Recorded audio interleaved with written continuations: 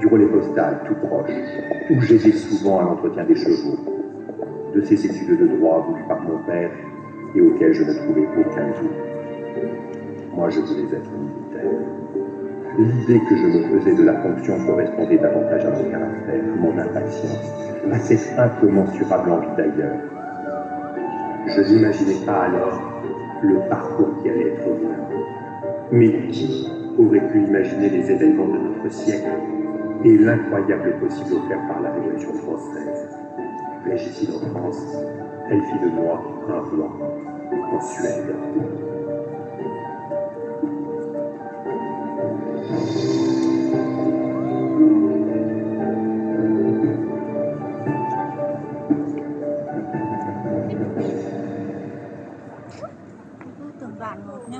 À 17 ans, à la mort de mon père, laissant ma mère Jeanne et mon frère Jean à sa préférence, je m'engageai volontaire comme simple soldat dans le régiment royal de la marine.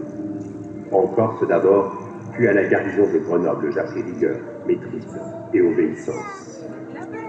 Lorsqu'éclata la Révolution française, 9 ans plus tard, je n'avais encore que le grade de sergent-major.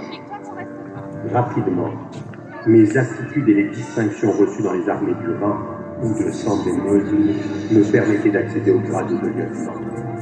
Après la bataille de Fleurus, grâce à Kléber, je devenais général de brigade.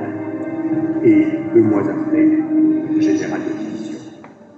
En 1797, lors de la campagne d'Italie à la tête de 20 000 hommes, je servais avec succès Napoléon Bonaparte. Les nombreux drapeaux pris à l'ennemi et présentés au directoire en témoignent pour moi. C'est ainsi qu'après le 18 Fructidor, j'obtins le commandement de Marseille. Et si j'ai rapidement renoncé à ce poste, il a cependant profondément changé.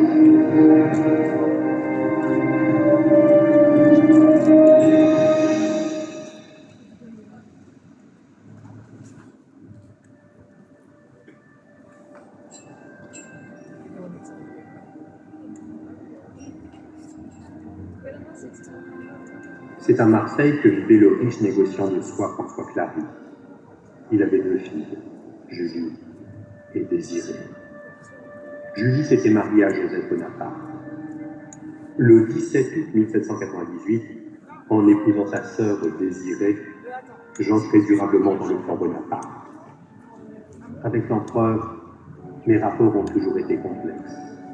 J'ai connu tant ses faveurs que ses humiliations. Cependant, un respect réciproque, une sorte de loyauté sans doute, servait de ciment à notre relation, malgré nos idées diamétralement opposées.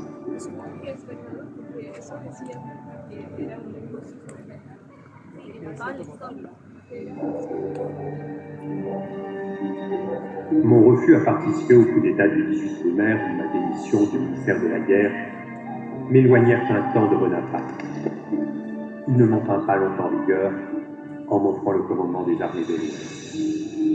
J'ai, à de nombreuses reprises, connu les champs de bataille, la noirceur de la guerre et les horreurs qu'elle véhicule.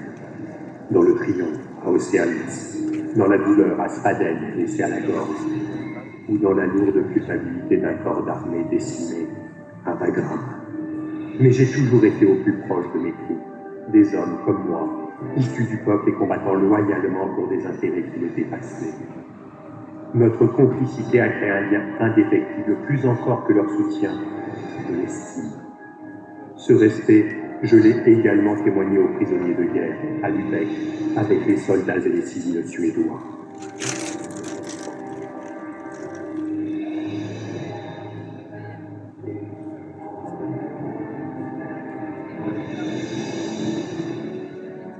Parallèlement à cette carrière militaire, j'ai œuvré de même au civil. J'ai connu la fonction d'ambassadeur à Vienne. Mon ralliement à l'empereur en 1804, outre un bâton de maréchal d'Empire, m'avait propulsé gouverneur à Hanovre. J'ai également siégé au Conseil d'État, puis hérité en juin 1806 du prestigieux titre de prince de Conti-Corvo, avant de devenir un an plus tard gouverneur de l'Université.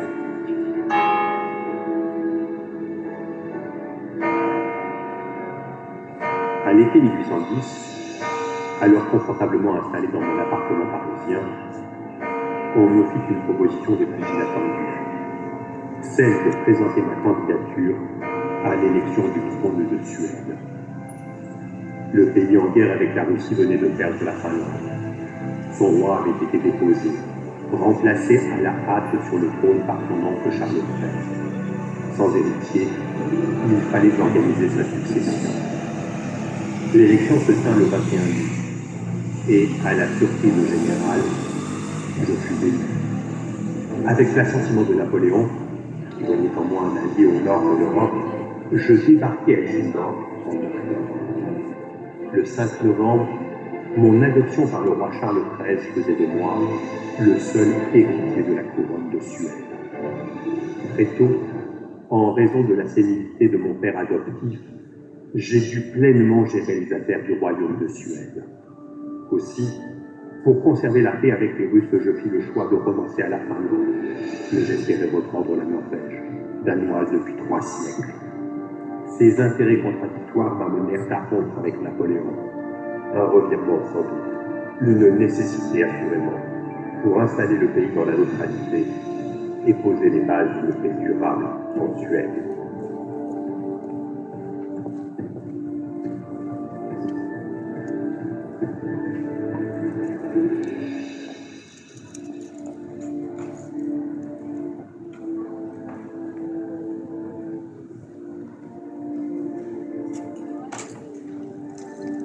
Le 5 février 1818, à la mort de mon père adoptif, moi, l'ex-maréchal Jean-Baptiste Bernadotte, palois et roturier de naissance, devint roi de Suède et roi de Norvège sous le nom de Charles XIV Jean de Suède.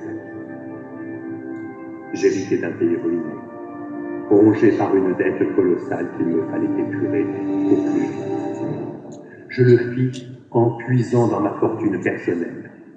J'ai alors organisé un système bancaire et monétaire adapté à notre temps.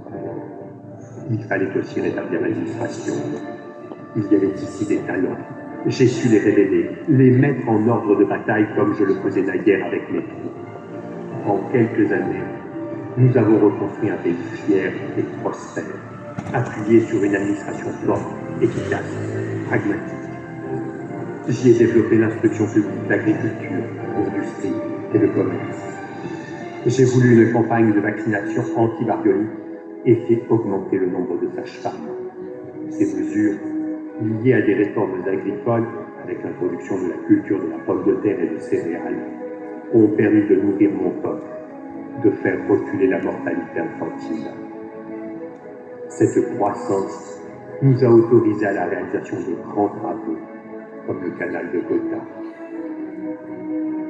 Devenu roi de Suède, jamais je n'ai trahi ni l'amour, ni la haute idée que je me faisais de ce pays qui m'a choisi et qui est devenu le mien. Pourtant, après toutes ces années au seuil d'une longue vie, je repense à ma ville de Pau. Je sais que là-bas, la mémoire d'un autre que moi y est encore très présente. Palois est roi, lui aussi, comme moi. Mais si tout prédestinait Henri IV au trône, pour moi le chemin n'était pas plus à tracer. Je suis le premier surpris par ce parcours. Je n'en tire aucune gloire, aucune vanité. Simplement la satisfaction de la tâche accomplie ici. L'amour du peuple a été ma récompense. Il appartient désormais à désirer à mon unique fils Oscar de poursuivre ce travail. À bientôt 81 ans, je ne désire pas la mort, mais je ne la crains pas, car je sais que personne n'a eu une carrière comme la mienne.